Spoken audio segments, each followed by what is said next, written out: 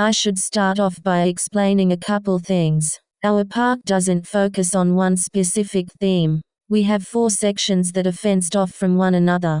There's a spooky one, a western one, an old-timey Hollywood one, and one that looks like everything there is made of candy. We get a lot of visitors, mostly families and young couples. Every single one of us actors, the actual actors, is assigned to a specific one of the other things. The ones that aren't actors but pretend to be. Now, you might be wondering why a park would keep around non-human creatures that pose a potential threat to its visitors, and of course, you'd have to ask management for an exact answer. My best guess, however, is that they are in fact good employees. They don't need to be paid, look extremely real, and offer a way more authentic experience. Of course, the experience cannot be too authentic, if you catch my drift. That's what we, the actual actors, are here for. Every section has 2 actors and 2 of the other ones. We don't have a specific name for them, but we refer to them as pretenders, not actors or monsters most of the time.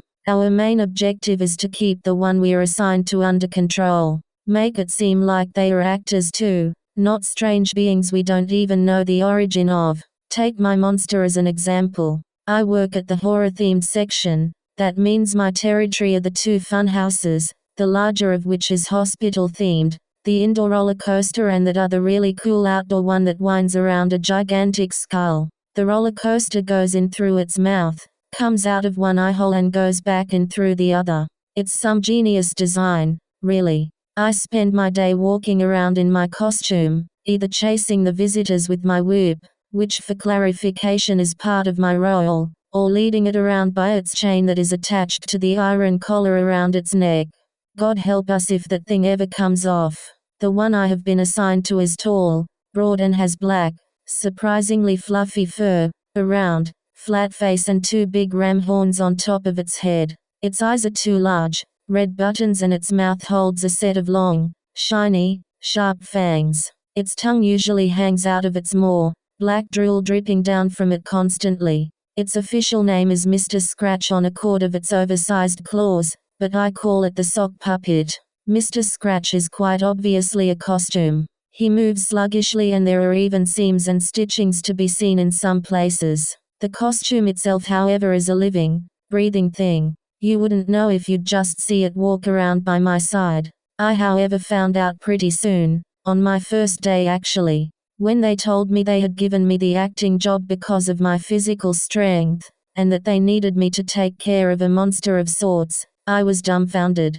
Then again, my job interview had included questions like, would you describe yourself as relatively fearless, and if you were to get attacked by a wild animal, would you A, fend it off, B, run for your life and call for help, or C, hide? So, the warning signs were there. But of course, my first reaction was disbelief, which by the way was replaced with stern, cold realization in record time on the day I started working my acting job. My manager Dale, a grumpy, douchy guy in his late 20s, had me dress up in the costume I have been wearing nearly every day for 3 years now. It's hard to describe, kind of like a goth monster hunter outfit which comes with a whoop, but it looks really fancy and is agreeably comfortable. He had then led me to a large cage in the horror-themed section. It was standing next to the bigger funhouse. Its door was held shut by a chain with an oversized lock on it. The sign above it read Mr. Scratch, in big twisted red letters. Dale unloaded the large plastic bag he had been carrying from his shoulder and threw it onto the ground in front of me. You'll find a lamb shank and the metal leash in there, he said curtly, nodding at the bag. A lamb shank? I inquired. Dale gave me a sleazy, yellow-teethed grin. We've found out it likes lamb, he replied, as if that explained anything at all. He took out a small key from his pocket and walked over to the cage. I'll let it out for you, but just this once so you can tame it.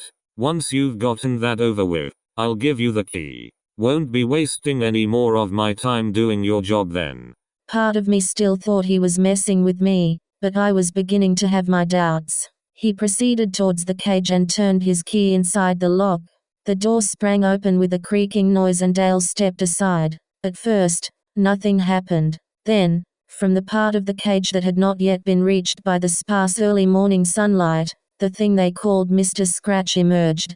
It exited the cage at a slow, menacing pace on all fours, but once it was outside, it rose to its hind legs and raised its head, slowly opening its mouth only for its long, gooey tongue to drop out. I stared at the moving costume, then at Dale. I was very close to losing my composure. "Are you kidding?" I asked. "Tell that idiot in the costume to cut the crap.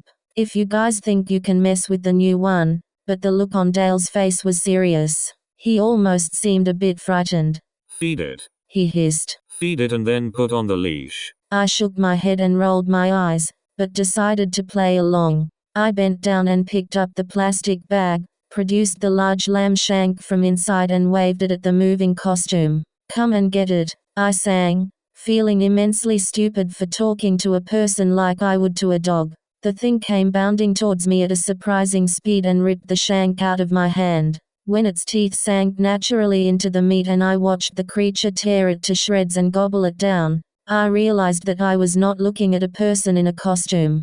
Gripped by a sudden boldness, I slowly took a few steps towards it, reached out and let my palm travel over its shiny black fur. It was warm. I could feel its chest rise and fall and the muscles underneath its skin pulsing, moving. I was staring at the thing with wide eyes, not believing what I was seeing. Finally, I sprang back into action and picked up the leash from the bag. I attached it to the metal choker and, after making sure I had a good grip on it, gave it an experimental pull. The beast's head jerked towards me and I stumbled backwards in shock, but quickly managed to regain my footing. Luckily, the thing still seemed to be more interested in its meal than in me.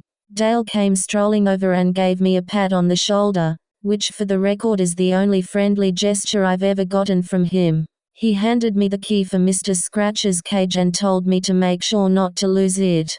I later asked him jokingly if the creature had ever attacked any of its other caretakers, to which he let out a loud laugh before answering in a suddenly quite serious tone. "No, with one exception." Being I offered. Dale laughed once again before adding, "Just the guy before you. He was good at his job, but we had to let him go. You can't be the monster tamer if both your legs are missing." Upon seeing my startled expression, he smirked and told me not to let it get to me. He was sure Mr. Scratch liked me better. He's most certainly not reading this, so I feel safe here when I say that Dale's an asshole.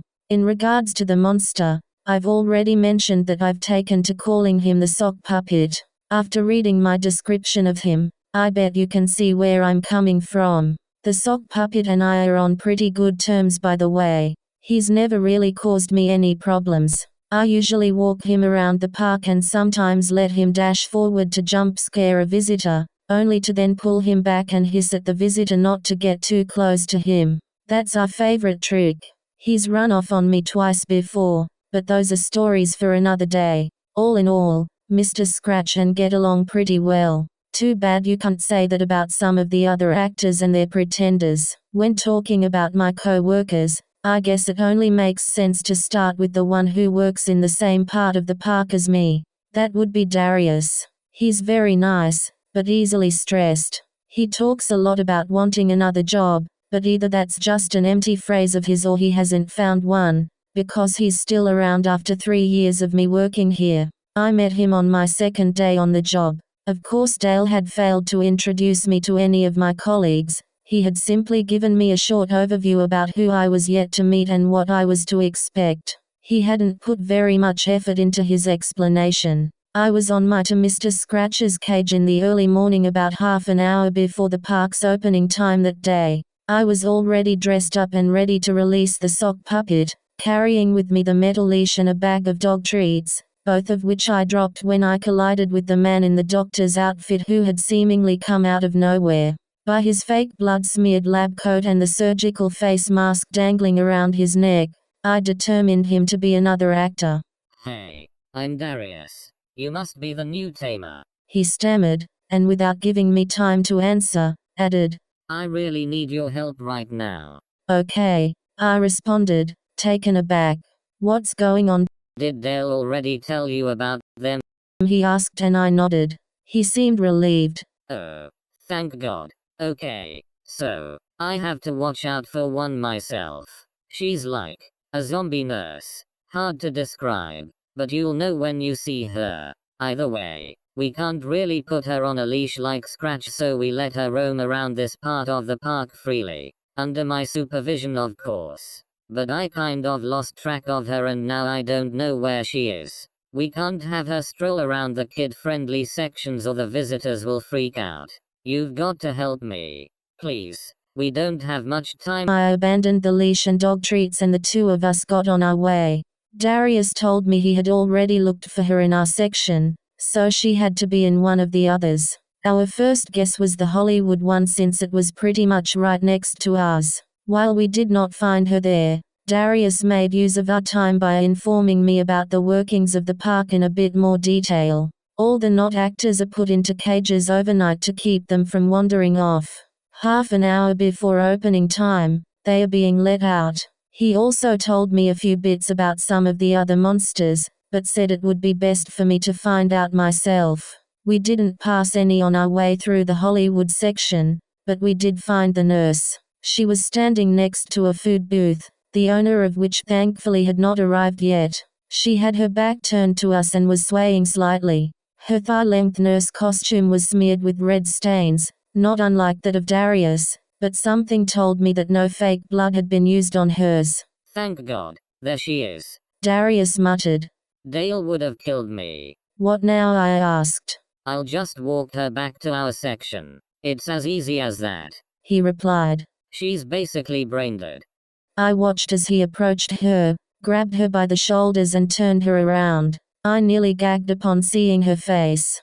Half of the lower portion of her jaw was missing, the other half was dangling loosely off her head.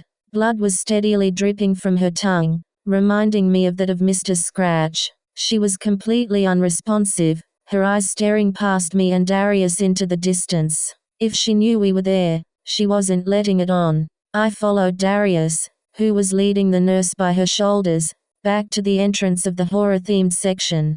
There was still 10 minutes left before the park would let in visitors. Upon realizing this, I hurried to release the sock puppet from its cage and put it on its leash. And that was that, basically. The sight of the undead nurse may have grossed me out for a little while, but I learned pretty soon that she wasn't the kind that I needed to fear. There are some much worse things in this park than her.